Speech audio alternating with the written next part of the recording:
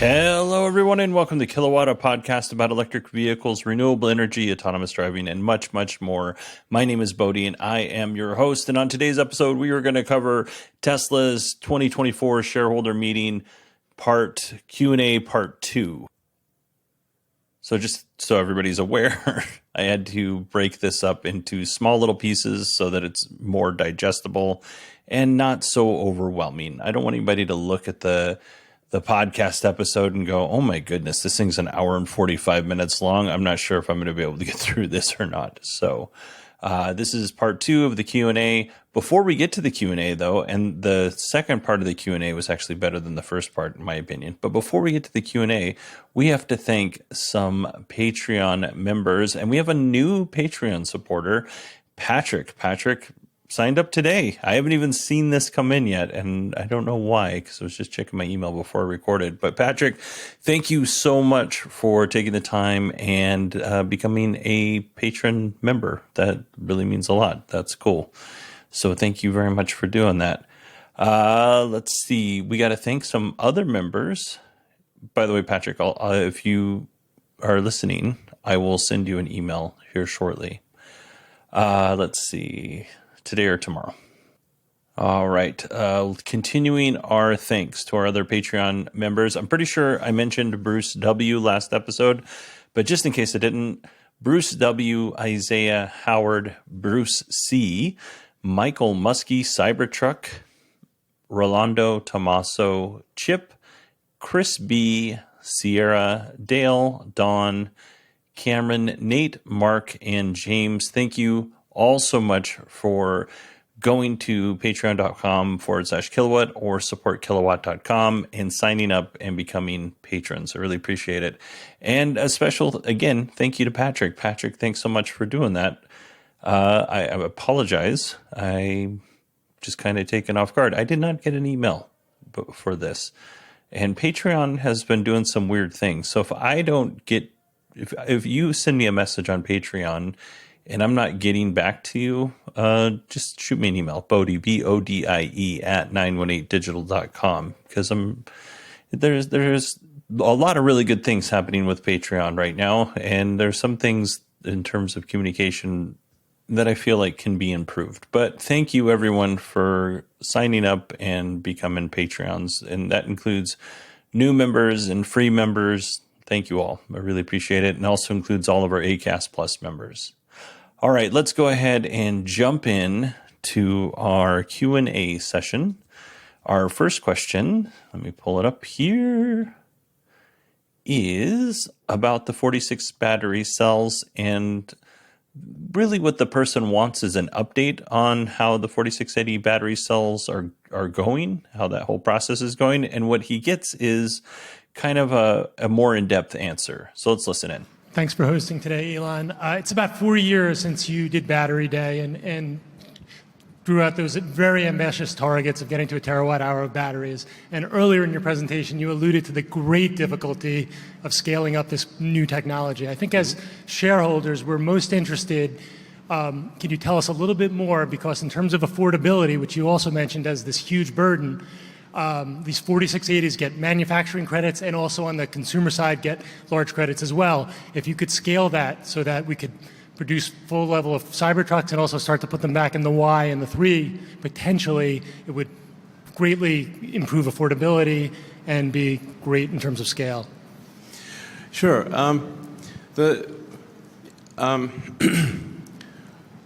So achieving affordability is actually, at this point, more about the rest of the car than it is actually about the battery pack. So the price per kilowatt hour of cells from suppliers has dropped dramatically. So there was a massive spike for a few years in the cost of lithium-ion cells from suppliers because every car manufacturer put in gigantic orders for battery packs, like giant orders. So the price of lithium and like all the raw materials and the battery cells went crazy. It doubled. Like the price of cells doubled. Price of lithium, I think, went up at almost like five-fold or like 500%. Like went up crazy numbers. So since then, the demand, like suppliers, battery cell suppliers have increased their supply, and the orders from other car manufacturers have declined. So, I mean, it is worth noting that it's tough sledding out there for EVs. GM announced, I think, a 50% reduction recently in their EVs. Ford announced reductions. I think almost every manufacturer has announced reductions in their electric vehicle plans. Now, Tesla, we're going to increase, but it is not an easy market. But to get the cost of the car down, it's really the battery pack is a piece of the puzzle, but it's really everything else too. So I really would describe like we're making a car more affordable. It's like Game of Thrones, but pennies. Game of pennies. So there's, quote to first approximation, 10,000 unique items in a car, and if each one costs $5, or then you've got a $50,000 car. So to actually get the cost of the car down, you've got to chisel away pennies, and to get the 10,000 items to be, $3 instead of $5. That's kind of what it amounts to. Now, with respect to our own cell production, we do see a path to cost parity by the end of this year. A very difficult path to cost parity. Currently, our 4680s cost more than our suppliers. Now, they cost more than the suppliers today, but they cost less than the suppliers a year ago. So, there's a bit of a feast-famine thing with battery cell supply. It's kind of like for DRAM chips. Like the DRAM industry goes from oversupply to undersupply. The price of DRAM changes like crazy. It's kind of like that for cells. But we expect to achieve cost parity with even the much lower supplier cell price today by the end of the year. So it does sound like Tesla can take some cost out of the battery cells and the battery pack because they're not cheaper than their suppliers, if I'm understanding this correctly. But I thought this was a good answer. It sounds like they're as cheap as they can possibly go for the most part with the current battery technology. Now, new battery technology comes in, new chemistries come in, and maybe they'll get cheaper when that happens. Next up, we have a Cybertruck question. Actually, we have a couple, so we'll just roll into those Cybertruck questions. Hi, Mr. Musk. I've been a long-term investor since 2012. Great. Wow. And I voted for your compensation package in 2018 and again this year. And shout out to Tesla Boomer Mama, Alexandra. I had the privilege to talk to you in 2013 briefly, and you spoke about the truck, which became the Cybertruck. You're a man of your word. I have friends all over the world in Asia, Canada, and Europe, and I know the Cybertruck's been on tour. How's been the reception for the Cybertruck, and when will it be, or is it possible to sell, and when will it be sold internationally? So I think probably, we might be able to certify it for other markets sometime next year. But for sure this year, it's just North America. We did design the car to North American requirements because if you start going with the superset of all international requirements, it forces a lot of constraints on Cybertruck that would make the product frankly worse. So I think we'll need to make a special version that is, for example, China compliant or Europe compliant. But it really doesn't make sense to add that complexity until we've achieved higher volume production on the Cybertruck. There's still a lot of work to do on cost down for the Cybertruck. I generally would say the level of difficulty of going from, say, prototype, from prototype to production, it's 100 times harder to go from prototype to production is 100 times harder. And then once you reach production, to improve the price by 20%, or the cost of goods by 20%, is harder than reaching production in the first place.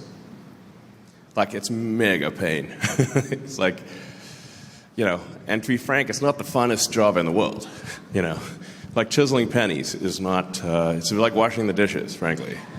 Like wash a lot of dishes here. Like it's super fun to make prototypes. That's really fun, and it's kind of cool to get. It's pretty cool to get the production going. Then the cost grind is a grind. That is like, it's hard work. There's some reward to it. Like there's sort of a reward to washing the dishes, I guess. You have clean dishes, but that is tough. So that's real hard work. I just have to say that there's been a really big reception. Like I have friends that messaged me and said they love the Cybertruck design, and it's definitely a head turner. So. Oh yeah, I think from a demand standpoint, we would have plenty of demand in other parts of the world for Cybertruck, no question. Like wherever it goes, anywhere in the world, it gets a massive crowd. So it's not a demand thing. It's really we've got to reach volume production, go through the cost grind. It would be difficult for me to overstate the difficulty in the cost grind. It's really intense.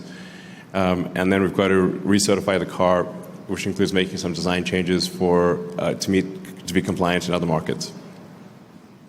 I admittedly have not been to South America. So in terms of every market that's out there, I don't know which markets will the Cybertruck play well in versus not. In North America, it's fine. There's plenty of room in most Mexican cities or most Canadian cities or most U.S. cities for the Cybertruck to move around and operate. European cities, not so much. I've been to plenty of European places, and it'd be really tough to operate a Cybertruck in some of those more dense areas or some of those more like the little castle towns and things like that. And then also it would be very difficult in a lot of Asia as well. I've been to a few Asian countries, and that is also difficult. Now, maybe Australia, this would work really well in. Maybe New Zealand, Cybertruck would do really well in. But yeah, it's a tough sell for Asia and the European market for sure. Next up, we're going to find out about how many more foundation Cybertrucks Tesla's planning on making. All right. Good afternoon, Elon. Hey. I like your shoes. I don't know if everybody else can see them. Yeah, Cybertruck. Out there. Cybertruck, yeah. My question was in regards to the Foundation series. Do you guys have a certain number that you are planning on making, or a timeline of when the non-Foundation series are going to come out? Yeah, we'll start making we'll end the Foundation series actually pretty soon. And the non-Foundation series sometime next quarter. Yeah. Woo, indeed. Woo, indeed. The question is, how much? How much are these non-Foundation or non-Cyberbeast Cybertrucks, how much are they going to cost? I would imagine it's still going to be quite high, but not $90,000 to $100,000 to $130,000 high. So we'll have to see. Let's see here. Next up, we have a Neuralink FSD update, and this one's going to be a little bit longer. Hi, Elon. Thank you for delivering shareholder value, and congrats on your pay package. Thank you. And I'm Michael. I ask a lot of questions on the quarterly investor calls. And I wanted to ask you, can you give me a little bit more color on the neural net scaling laws that you're seeing as you're training FSD? Like how much data, how much more inference compute, how much more training compute do you need for each successive 9 in reliability of the full self-driving software? And how much data are you currently collecting? Thank you. Yeah, that's a great question. I mean, that's something that we go through really every week at Tesla. I spend a lot of time with the Tesla AI team, and I think probably like a huge portion of. I mean, it's really like a big part of my job is like, okay, we need to get the car to drive itself. You need to solve things on a chip level for inference, for training, for software. There's also massive data storage challenges because you've got petabytes of video coming in. And even for a big NVIDIA cluster, it's actually really hard to make a big NVIDIA cluster actually work in training. It doesn't just open the box and plug it in. It's not like that at all. It's like massive effort required to get a big training cluster to operate at all and then operate with high uptime. So, I mean, with respect to like the various versions that we're seeing, like you go from version 12.3. Well, like if you just ignore the 12 and think of it like 3, 4, 5, 6, that's actually the way to think about it. Ignore the 12 part and just call it like version 3, version 4, version 5. That's version 6. That's how to think about it. Between each one, there's anywhere from, I don't know, a minimum of a doubling of improvement to, in some cases, I think a 5 to 10-fold improvement.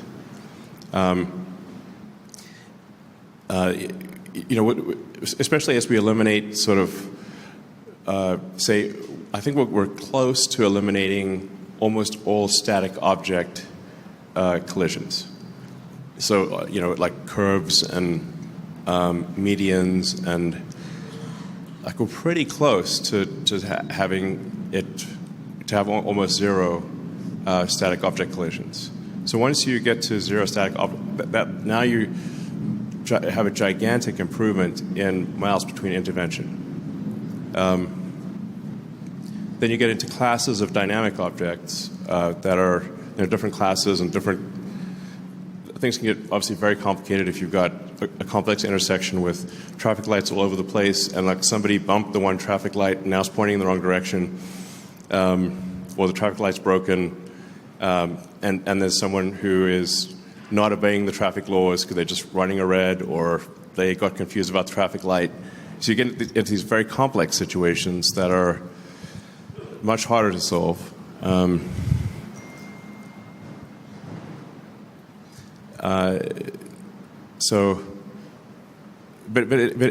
then, like as I was saying earlier, it actually gets as the system gets better, it gets harder to figure out which AI model is better. Because now, okay, it's thousands of miles between intervention. How do we, as quickly as possible, figure out which AI model is better? And when you make these different AI models, they're obviously not like super deterministic. So you can have a new model that eliminates one problem, but creates another problem. So we're trying to solve this by a combination of simulation, uploading models, having them run in shadow mode. So it's actually kind of helpful that not everyone has full self-driving, because we can see, we can run it in shadow mode and see what would this new model have done compared to what the user did. So since we've got millions of cars that we can do this with, that gives us a delta between what the AI model predicted would do and the user would do. And if you kind of sum up the errors between them, you can see, there was a bigger error stack from this model versus that model when you uploaded them into, we each uploaded them into 100,000 cars. But that's the biggest limiter right now. It's not training, it's not data, it's actually testing the AI models. And then figuring out clever ways to figure out if a new model is better or not. Like we know, like there are sort of particular intersections that are difficult, and so if we just like all the models will be great at like driving on a well-painted road with no intersection. They'll all be great at that, but will they be great at the complicated? So we've identified several thousand intersections in the United States where we'll actually take the new model and try the car in those very difficult intersections, like the sort of the famous like Chuck's left turn.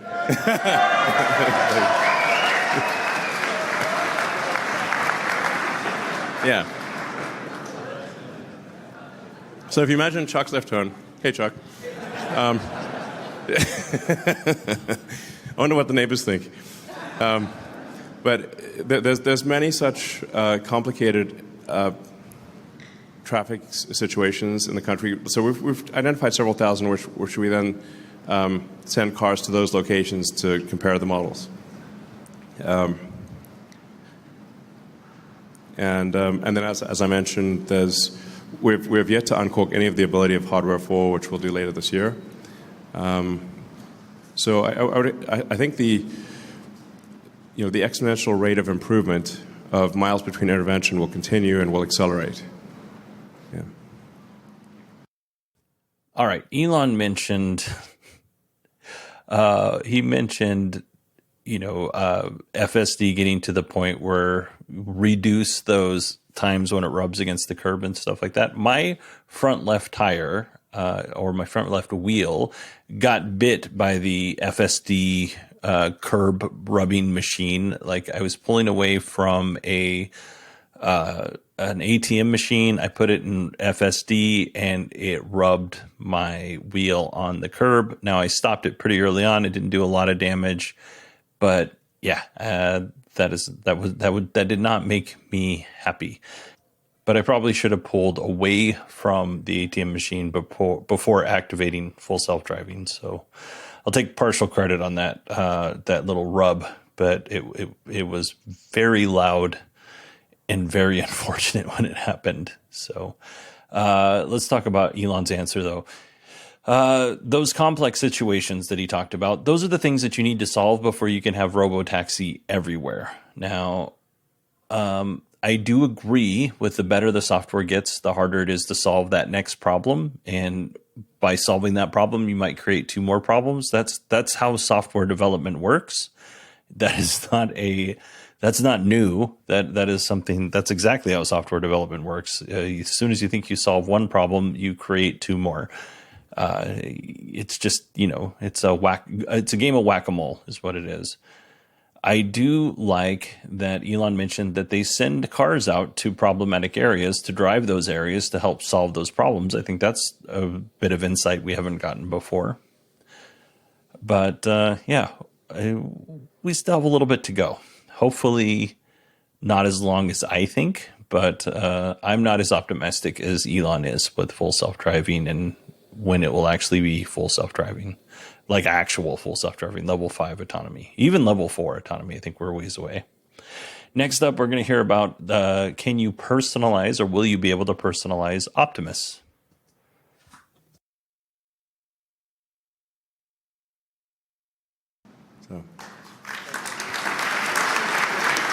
Hey, Elon. I was wondering if as you've called a Tesla basically a robot with wheels, yeah. And so I'm wondering, kind of as that logic transfers over to Optimus, what kind of will Tesla use any large language models on top of the current Tesla robotics capabilities, and also if so, will Optimus have any kind of personality, and would that be something that the end user might be able to have control over? Yes to all of those questions. Yes to all. So, like, we're headed for a wild future. I mean, wild, wild, wild. Cars will drive themselves. People will have super helpful humanoid help robots. And yeah, you'll be able to customize the personality, customize the voice. And really kind of the robot will kind of get to know you as well and know your preferences. You won't even have to say things because it'll just kind of understand you. I think it will get to this point where it's like, it'll be odd not to have a robot buddy. Like, sort of not to have your C-3PO and, R2-D2. Now, like much of everything that I've talked about for this particular shareholder meeting, I don't think we're as close to what Elon says we are. Like, we are not 2 years away from having a robot that can teach itself, or you teach it one time and it can actually do it. I don't think we're that close. Boy, I hope I'm wrong, because I am getting older and I would like a robot to do all of the menial tasks that I don't want to do. I would also like a robot who would be able to co-host this podcast, and I would like that robot to like be kind of like a Don Rickles to everybody they meet in the sweetest way. Don Rickles. I don't think we're going to get that for a while. Maybe in the first 10 versions. I don't think we're going to get that. But, you know, I will be pleasantly surprised if it happens. Next up, we're going to hear about Optimus in the workplace. So, yeah. Hi, Elon. Max here, huge fan. Thank you for hosting us. I wanted to ask you, how much integration work do you think will be needed to deploy Optimus into different types of factories, industries, like would you need technicians or just have them go watch? And like, how do you foresee that? Well, I think if you fast forward a few years, it really will be quite a generalized robot. Like, say 2 years from now, like next year, like this year, it's still quite specific. You know, task-specific training.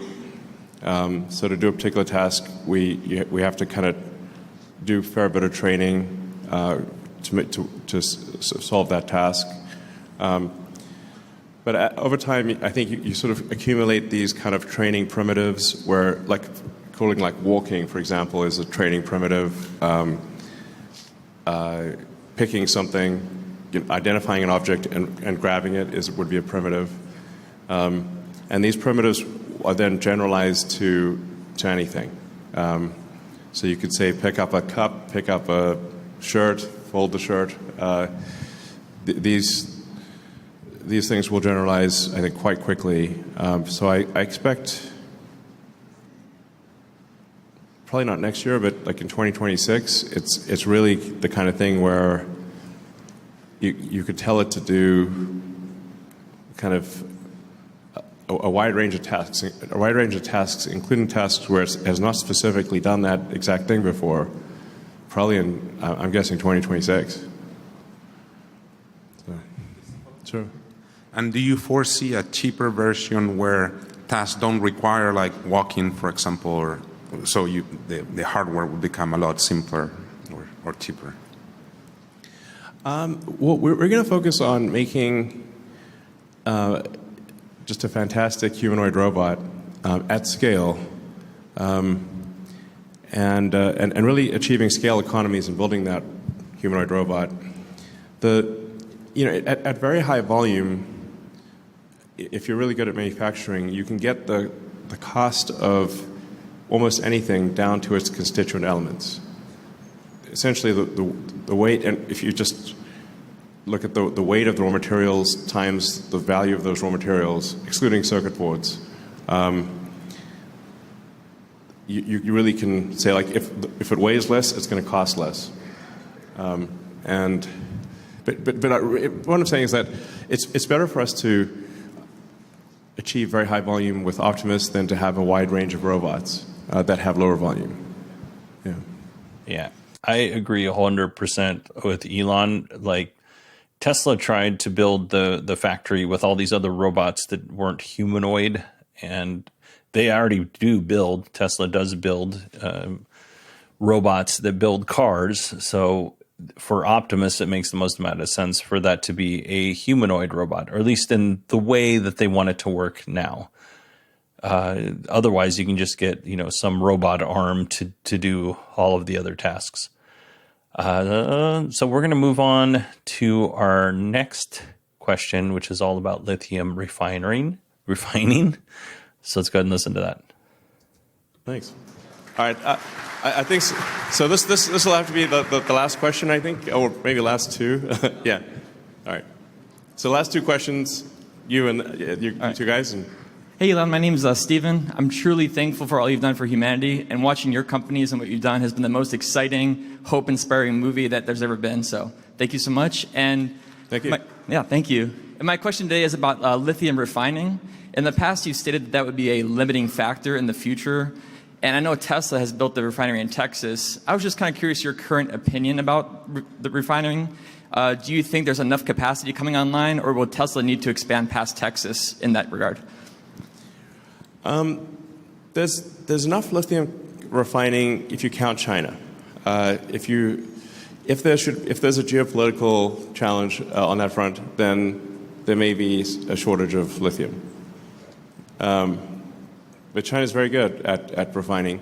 So, but I think just Tesla figuring out lithium refining, understanding what it takes, and then, once we understand how it works, then we can scale it up from there. And that, I think it's pretty important to, be careful with geopolitical risk, and just make sure that if in a worst case situation, that Tesla is okay. I also agree with Elon on this. The world is a crazy place right now. I don't think we're going to go to war with China, but I do think we are going to have little economic spats with China. They're raising the tariffs on Chinese EVs, the U.S. is. Then, in return, China's like, you can't use these parts. And the U.S. is like, you can't use these chips from China. And this is all going back and forth between our government and their government. Do I think we're going to start launching bombs and send soldiers to China, or they're going to do the same to us? No, I don't think that's going to be the case. However, I do think that we're in a slap fight with China, and we're just going to keep slapping each other until somebody cries, and then eventually we'll either make fists and punch each other in the face instead of slap, or somebody's going to cry, and we're going to be like, you know what, we should probably go to counseling and work this out. Hopefully it's the counseling side of things. It's kind of irritating to watch governments do this kind of thing from a citizen standpoint. It doesn't make friends, and it makes it difficult for all the people living in those countries to, be nice to one another. And I'm not blaming the United States more than I'm blaming China. I think they're both pretty. It's an election year. Let's just put it that way. It's an election year, so we'll move on from there. But that is it for this episode. I do have one more clip, though, before we go, and I'm going to play that at the very end. So you'll hear the outro music, and you'll hear one more clip, and that is friend of the show, Jessica Kirsch. I wanted to give Jessica the final word on the podcast. Jessica went to the shareholder meeting. She was able to ask a question. If you want to know more about what Jessica Kirsch is doing, because she's down at Starbase doing all things SpaceX, you can go to youtube.com/Jessica Kirsch and check out what she is up to. All right, everybody, if you want to email me, it's Bodie, BODIE, at 918digital.com. You can find me on X at 918digital. I have a podcast called Beyond the Post. You can find links in the show notes for that if you're interested in becoming a digital creator, or if you are one and you just kind of want a different perspective on things. And yeah, hope everybody has had a nice Father's Day if you celebrated. And I will talk to you all on Friday, where we'll cover the actual business of the shareholder meeting.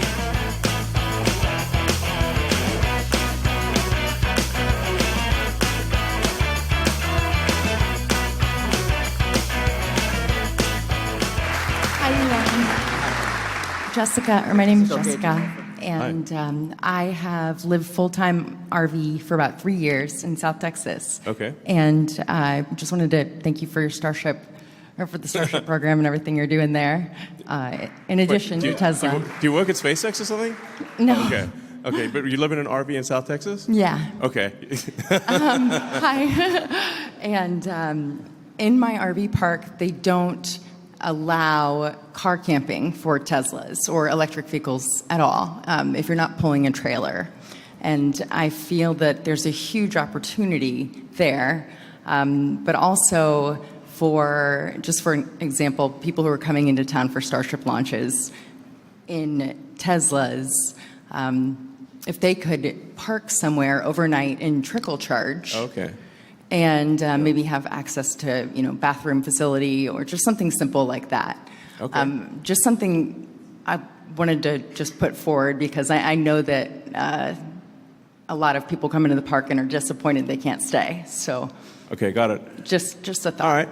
I'll inquire to see if there's like maybe some place that would allow people to stay in their cars, which in a Tesla you really can often stay quite comfortably in a car, and charge. All right.